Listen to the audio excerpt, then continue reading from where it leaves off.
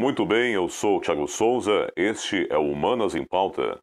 No vídeo de hoje vamos falar sobre a Revolução Russa, primeira parte. No entanto, para que nós possamos de fato compreender o processo que de fato culminou na Revolução Russa, é fundamental que a gente compreenda os fatores históricos anteriores. De fato, até meados do século XIX, a Rússia era um vasto império absolutista governado por um monarca denominado czar. Para quem não sabe, czar vem de César, né? Mesmo que monarca, rei, só que na Rússia chamava-se czar. Pois bem, a sua economia permanecia essencialmente feudal e a sociedade estava dividida basicamente em duas camadas: nobres e camponeses. Grandes extensões de terras férteis eram propriedade da nobreza, né, que basicamente era composta por uma aristocracia rural. E a igreja, de maioria católica ortodoxa, era controlada pelo Estado. Lembre-se, né, estamos falando de século XIX, né, ou seja, um país que estava bem atrasado em relação ao restante do mundo, né. Já havia acontecido a Revolução Francesa, enfim, o final de vários regimes absolutistas, a própria Revolução Industrial na Inglaterra, né, e a Rússia ainda encontrava-se num regime semifeudal e absolutista. Pois bem, no decorrer do mesmo século, os czares russos eles empreenderam algumas mudanças na economia do país, procurando integrá-lo aos mercados internacionais. Em algumas cidades, a burguesia local, aliada ao capital estrangeiro, fez investimentos na industrialização, né, dando origem à camada social do proletariado urbano.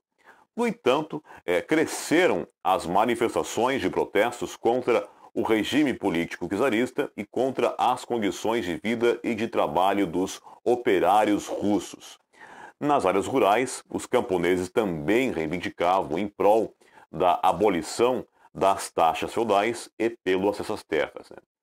E foi nesse contexto que o socialismo científico ganhou adeptos entre a sociedade russa, né, dispostos a colocar em prática as ideias dos filósofos Marx e Engels.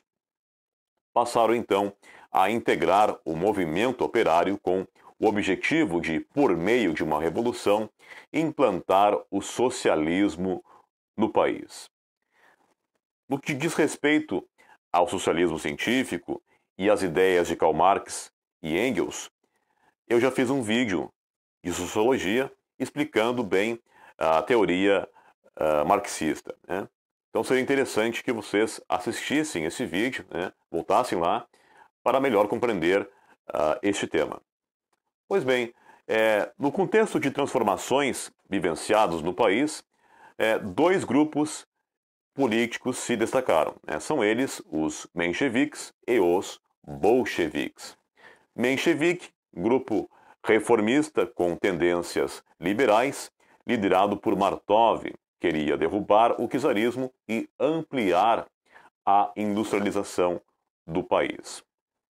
E os bolcheviques, grupo revolucionário, adepto das ideias do socialismo científico, liderado por Vladimir Lenin e Leon Trotsky, queriam implantar o socialismo na Rússia e era o grupo formado pela maioria, se comparado aos mencheviques.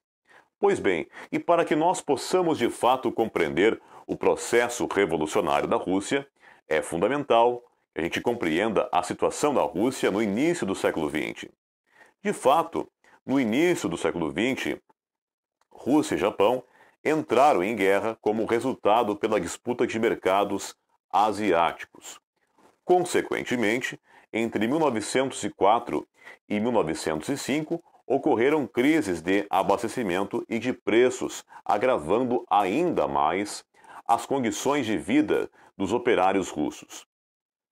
Para reagir a essa situação, os bolcheviques incentivaram a criação dos sovietes, ou seja, assembleias formadas por soldados, marinheiros e trabalhadores que organizavam as diversas manifestações de protestos contra o governo, contra o regime político czarista.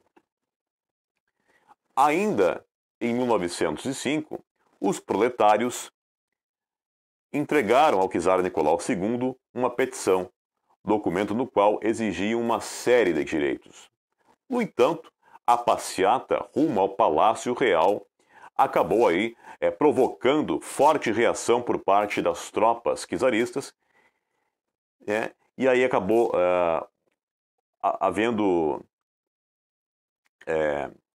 conflito, entre manifestantes e as tropas do governo, culminando num saldo de 500 mortos.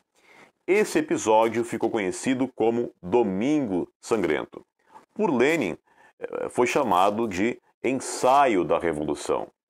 Pois bem, e pressionado pelo saldo do Domingo Sangrento, o governo de Nicolau II prometeu reformas políticas. No entanto, a única promessa cumprida por ele foi a criação de um parlamento, a Duma, reunido a primeira vez em 1906.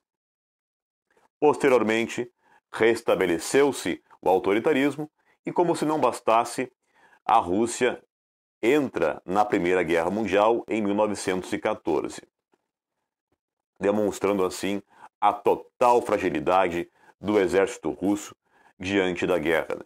Milhões de soldados morreram e a guerra acabou aí agravando ainda mais o quadro social, político e econômico.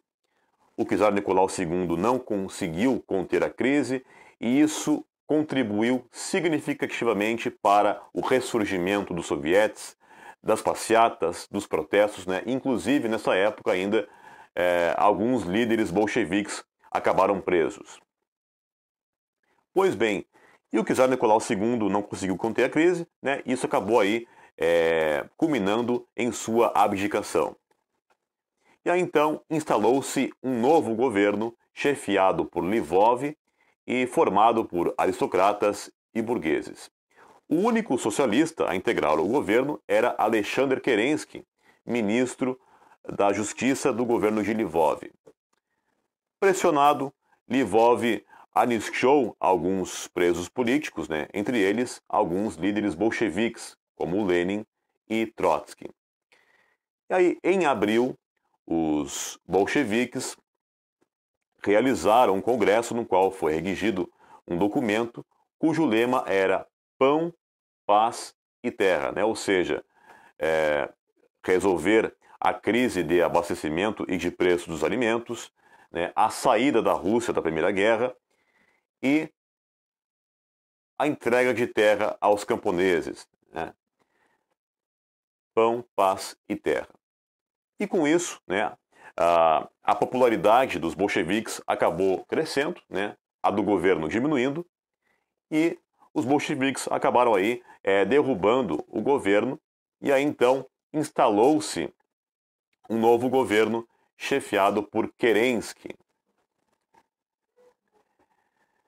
E ele permitiu que Trotsky organizasse a Guarda Vermelha, e assim os bolcheviques acabaram aí tendo uma representação armada no governo. E tudo que veio depois é uma outra história. Também obscura, mas não menos importante. Principalmente para aqueles que almejam se aprofundar na história. No entanto, estes temas serão para o próximo vídeo. E por hoje é isso, gente. Bons estudos e até a próxima!